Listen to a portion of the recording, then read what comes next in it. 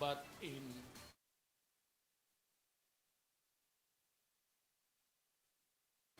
we are facing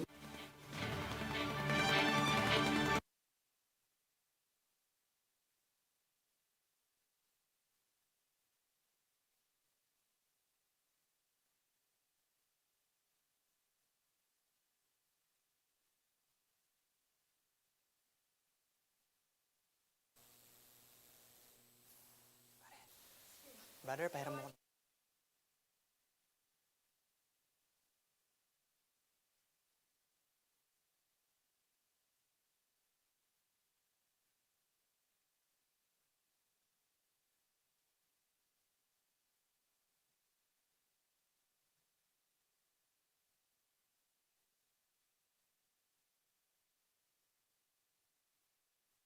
Sorry? JC. Hello, sir. Tumataas yung mobility pagka yung yung liquor ban sa inyo.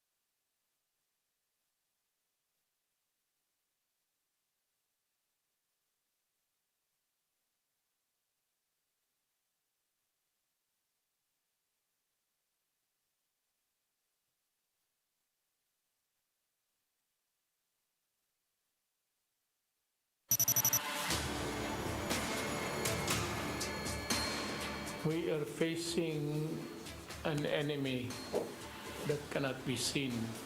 We are facing an opponent where there is no sight at end. We are facing a turmoil not only in the Philippines but in the entire world. Kagaya ng mga Brazil, thickly populated areas, they are scared of the third wave. Alam mo kasi, ang sekreto lang naman dito, hindi nga sekreto, it's really that the Philippines is not an exception. We are not the favored few under this planet Earth. Do not be afraid. Government is working. Government is busy doing everything, not nothing. Government is trying to get the things to fix all of us.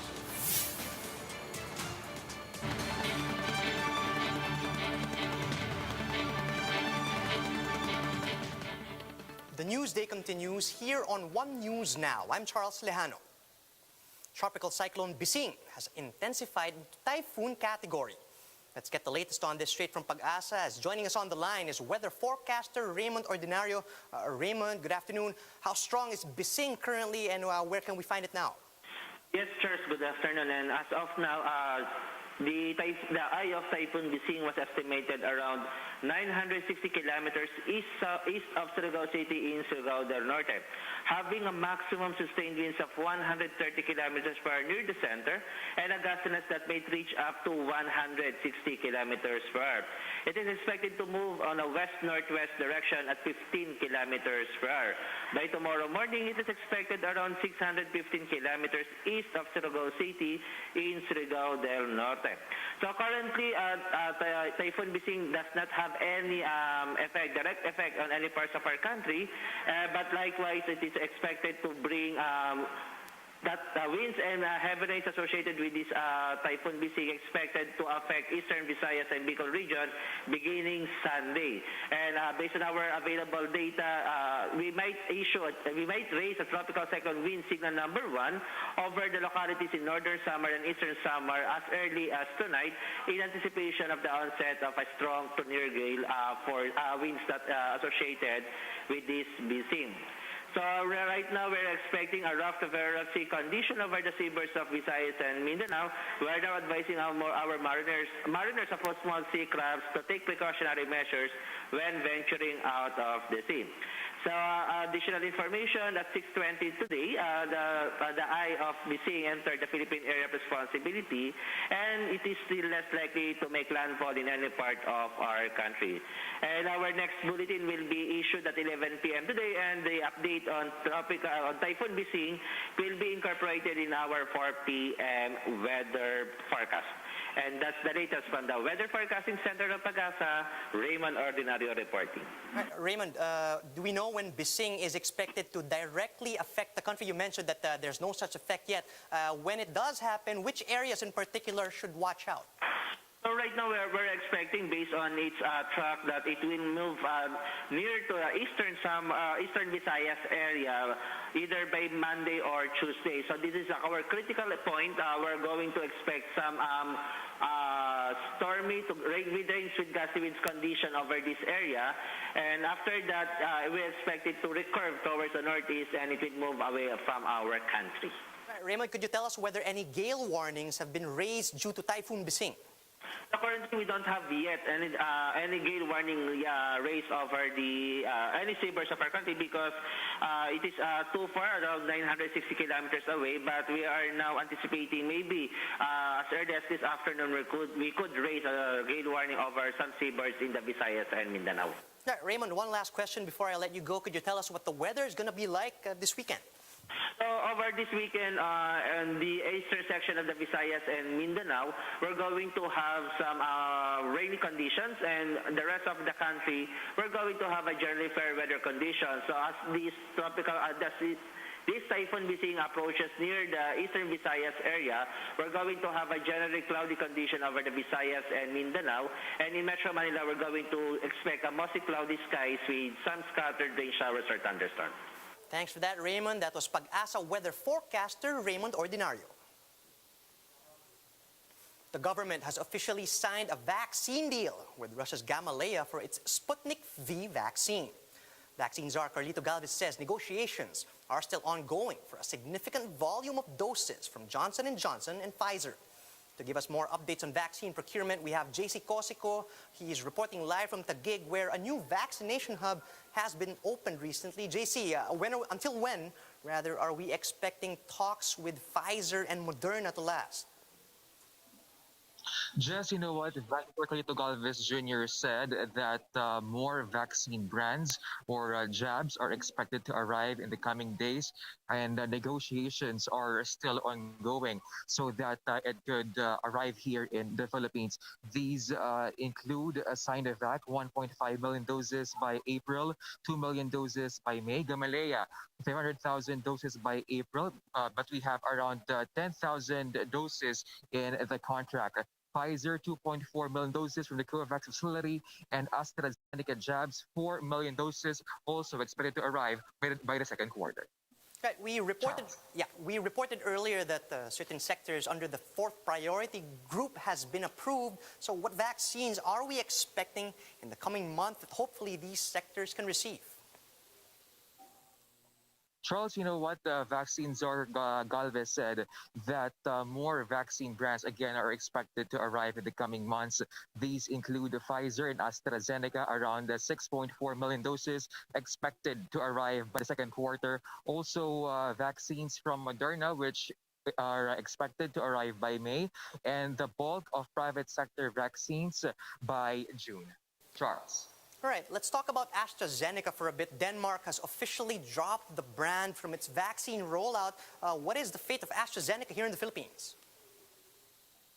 Charles, what Galvez said, that AstraZeneca vaccinations to non-senior citizens and senior citizens are expected to resume once supplies come. Now, he spoke to FDA, and it said that its benefits outweighs the risk. That's why they are looking into the possible vaccinations again using the AstraZeneca jab. Charles. Right, one of the things mentioned by the president during his recent address was this shortage in vaccine supply that is affecting many countries, including ours. Do we have any updates on this? Yes, Charles, according to Galvez, what they are doing is they are having diplomatic negotiations with several countries so that these countries, soon as they finish their own inoculation drives, their excess vaccines will be transported here in the Philippines. Charles. Right, JC, what about hospital bed capacity in the NCR plus bubble? I understand that there are certain steps that are being taken to alleviate this concern.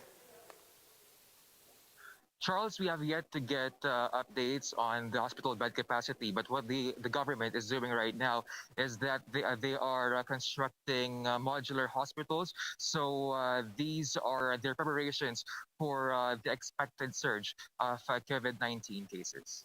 Charles. All right, JC, could you tell us what you're seeing from around where you are right now? No, I see that there are certain people lining up there behind you. Do we have any updates on the vaccination efforts over there in Taguig?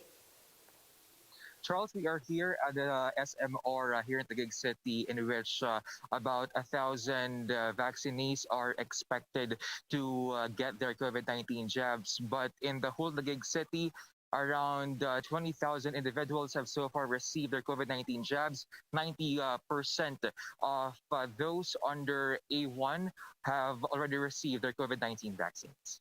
Charles. Thanks for those updates. That was JC Cosico reporting live from Taguig. On the back of the easing of quarantine status in the NCR plus bubble, commuters and transport operators also seem to have relaxed observance of travel protocols. Mobile journalist Jacob Lazaro gives us a front seat to the story. This is Metro Manila public transport under the modified enhanced community quarantine, the second strictest form of lockdown. But despite the COVID surge, it doesn't seem strict at all. This city bus has all of its seats fully occupied. People are sitting side by side to maximize space. The windows are closed so that passengers can keep cool with air conditioning. All these conditions violate health and transport protocols that have been in place since last year. Under the protocol set by the Department of Transportation, public utility vehicles are only allowed 50% capacity. All passengers must sit one seat apart, and ideally, air is allowed to circulate freely. The Department of Labor has its own guidelines on public transportation for NCR. Public vehicles should crack their windows open by at least 3 inches, and doors must remain open for at least 15 seconds after a passenger's entry or exit. So kung mag-circulate, parang meron kang ini-introduce din na supply air coming from outside. Hindi. Kasi gawa ng kunto ano nang talaga yun ng pasahero dahil UB Express nga, di ba? Sa tagal ko nang sumasakay dito simula nung nag-pandemic, wala pa naman ako nabalitaan na nagka-COVID sa mga kasama ko dito. In its latest recommendation, the Healthcare Professional Alliance Against COVID-19 called out government for its lackluster enforcement of health standards and proper ventilation in mass transportation. Another option recommended by the U.S. Center for Disease Control are HEPA filters in public vehicles. Siguro it's voluntary na pwede, pero hindi natin pwedeng gawing parang mandatory. It's ideal that all health protocols are followed, but that's not always the case. Simply wearing a face mask and a shield can increase our chances of survival, so we can live to fight another day. I'm Jacob Lazaro in Beer 1 News. And those are the top stories of the hour. Join us again later at 1 p.m. as we continue to monitor the day's biggest stories. You can also catch One News on Signal Play. Just register for a free account at www.signalplay.com so you can stream One News live anytime and anywhere. I'm Charles Lejano. Mask on, wash hands, and stay safe, Philippines. We are One News.